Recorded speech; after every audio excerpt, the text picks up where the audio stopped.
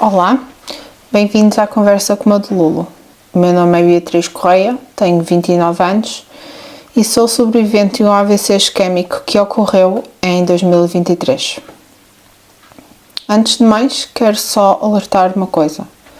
De certeza que irá haver em algum momento dos vídeos que irão notar uma falha minha na fala, como deu para reparar agora.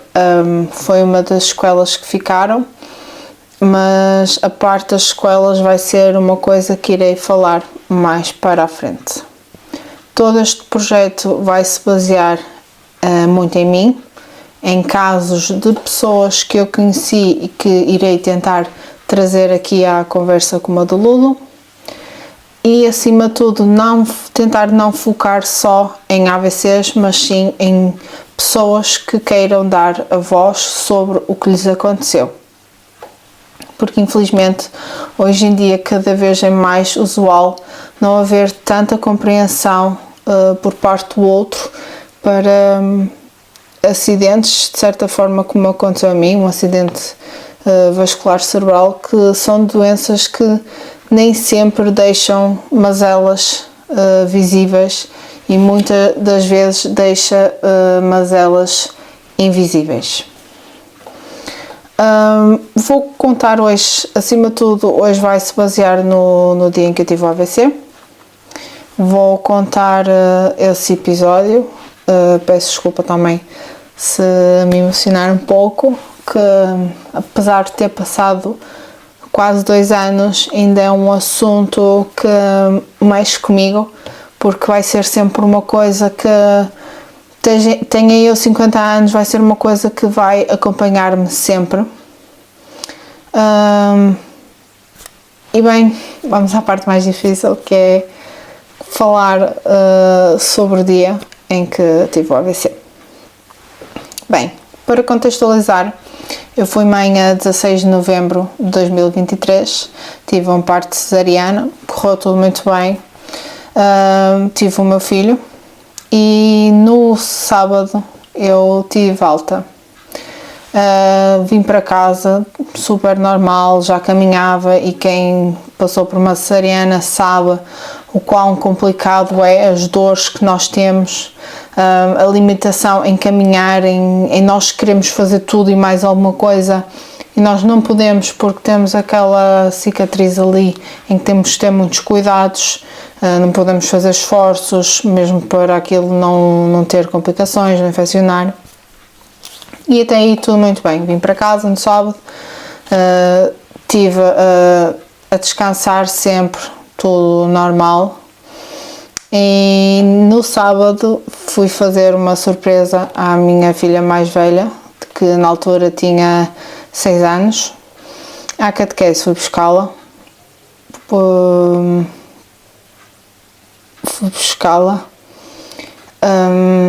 e pronto, viemos para casa.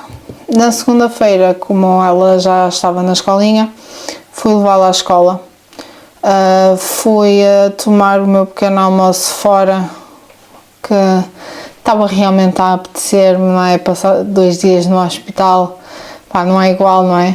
E fui tomar o pequeno almoço fora e entretanto vim para casa, onde dei o leite ao meu bebê, embalei-o e meti-o na caminha dele no berço.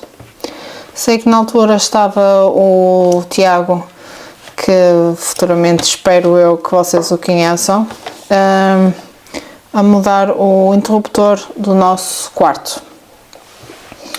Eu estava na altura na cama a conversar com a mãe dele, estávamos a falar já não me lembro bem de que assunto, e começou aí o primeiro sintoma, que foi um riso muito histérico. Depois do riso histérico, a minha sogra começou assim a olhar muito, assim, ficou preocupada, sabem, aquele olhar de pessoa preocupada, porque realmente não sabia o que estava a acontecer. Bem, depois do riso veio a falta de força, fiquei com o lado direito todo paralisado, deixei de ver, na altura que, no dia que tive o AVC, deixei de ter visão do lado direito, a boca descaiu, perdi a força completamente no braço e na perna, e eu lembro-me, é das poucas coisas que tenho lembrança, lembro-me que estava a tentar chamar a atenção deles em que eu não me sentia bem. O Tiago, como preocupado que foi, pegou logo no telemóvel, ligou para um grande amigo dele, que até hoje eu agradeço imenso, que é uma pessoa muito importante na minha vida, gosto muito dele, e se estiveres a ver, eu sei que tu sabes. Ligou para ele e ele disse logo para levar-me para o hospital. Na altura, nós na nossa inocência, lá está, pensávamos que era uma crise de ansiedade ou pânico, porque eu infelizmente também tenho ansiedade já há muitos anos, e como achávamos que era isso, eu falo por mim, eu sei que desvalorizei a situação, e não o devia ter feito, admito. Mas pronto, a minha sogra entretanto foi à casa da mãe dela buscar a cadeira de rodas para conseguirem pegar em mim, porque o Tiago tentou pegar em mim, só que ele não conseguia pegar, porque lá está, eu como não tinha força no lado direito, eu era um peso morto, vamos dizer assim, era um peso morto. Entretanto, a minha sogra chegou com a cadeira de rodas, o Tiago pegou em mim, pôs-me na cadeira de rodas, e ele e a minha sogra tentaram levar-me do primeiro andar para o resto do chão. O Tiago pôs-me na carrinha dele, e posso-vos dizer que de uma viagem de 20, mais ou menos 25 minutos, vamos dizer assim, com algum trânsito, ele conseguiu-me pôr no primeiro hospital em 10 minutos. Tenho a noção que ele estava preocupado, não é? Quem não estaria naquela situação. Eu lembro-me que ele estava a conduzir, ele só via o que estava à frente dele. Eu lembro-me que ele estava a conduzir, estava em excesso de velocidade, óbvio. Meter a mão na perna dele e dizer-lhe: está tudo bem, tem calma, vai devagar porque está tudo bem. Entretanto, chegamos ao hospital, ele pôs-me outra vez na cadeira de rodas, fomos para o hospital, fomos para a urgência, fiz exames, análises, eles não conseguiam ver o que é que tinha, porque tecnicamente quando cheguei ao primeiro hospital o AVC em si ainda não tinha dado, mas eu estava com os sintomas todos. Pronto. Como era um hospital privado, eles acharam por bem de transferir-me para o hospital público, também um hospital público do Porto, o meu segundo hospital, em que também eu fui logo transferida e quando cheguei ao hospital também fizeram outra vez ressonâncias, exames. Eles iam com a indicação de fazer-me uma medicação que era para, caso eu ainda tivesse a veia com o trombo,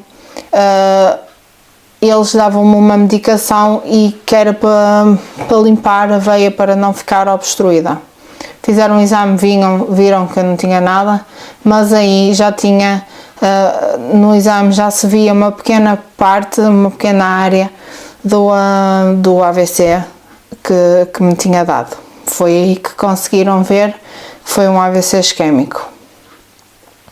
Como não era a minha área de residência, tiveram que me transferir para a unidade de AVC de onde eu sou. Mas referente ao segundo hospital, doutor, se você vir o vídeo, mais uma vez obrigado por tudo aquilo que você fez. Você foi um médico realmente exemplar, a todas as funcionárias, a todas as enfermeiras, que eu sei que eu fiz uma ressonância magnética em que eu tinha uma médica ou uma enfermeira, não me lembro bem, a dar-me a mão porque via o meu desespero, porque eu achava que eu ia morrer. Foi uma situação mesmo muito difícil. O médico também estava sempre constantemente entre mim e o Tiago, para o Tiago não se sentir abandonado. porque o Tiago realmente estava preocupado, não é? Achar que podia perder a pessoa com quem ele pretende e quer passar o resto da vida. Entretanto, quando o doutor disse que eu era para ficar no Hospital do Porto, mas não havia vagas, então, como havia uma unidade bem referenciada na minha zona, eu fui transferida para aqui. Ainda estivemos à espera do transporte, que demorou algum tempo, mas entretanto arranjaram e eu fui transferida para o Hospital de Gaia. Lembro-me que na ambulância eles ligaram-me aquelas máquinas com os batimentos cardíacos e tudo mais, e eles disseram que ia correr tudo bem, mas eu com o desespero, eu queria dormir e eu dizia assim, porque eu fui acompanhada por uma médica na ambulância, e eu disse à doutora, eu quero dormir, mas eu não consigo, eu tenho medo, o meu coração está tão sereno, eu tenho medo. Eu lembro-me de ver o número 53 e ela disse, não te preocupes querida, descansa, que tu vais ficar bem, tu és forte, tu consegues. Entretanto, cheguei à unidade AVC da minha zona e conheci uma das enfermeiras mais incríveis. É aí que tive muita sorte mesmo de a ter a acompanhar-me. Eu só chorava, eu queria vir embora, queria pegar no meu filho, queria dar carinho à minha menina, e são situações que não desejo mesmo realmente a ninguém, nem ao meu pior inimigo, porque o AVC não me deixou mazelas físicas muito visíveis, mas invisíveis, infelizmente, deixou-as. E elas estão aqui e estou há 2 anos quase ainda em reabilitação. Eu peço desculpa, porque de certeza que neste vídeo vai haver algumas falhas, algumas gralhas, mas eu vou tentar esmiuçar muito o que me aconteceu para vocês terem uma noção do que é viver diariamente agora com isto, porque não é fácil, e eu conheci casos e tenho agora uma grande amizade e admiração por essas pessoas, em que pelo menos nós estamos numa luta constante, mesmo para nós termos os nossos direitos, para nós sentirmos ouvidos, e às vezes isso passa por irmos a canais de televisão, fazer como é que se diz, artigos para jornais, porque o que nós queremos é ser ouvidos, é ser reconhecidos. Nós não pedimos mais nada, pedimos só compreensão. Um AVC, um traumatismo craniano, seja que for um cancro, são doenças que merecem respeito. Nós somos pessoas que merecemos respeito e só queremos isso. Com isto, agradeço-vos e até uma próxima, em que irei falar sobre as minhas sequelas e tentarei falar em como isso influenciou a maternidade. Obrigada e espero que tenham gostado.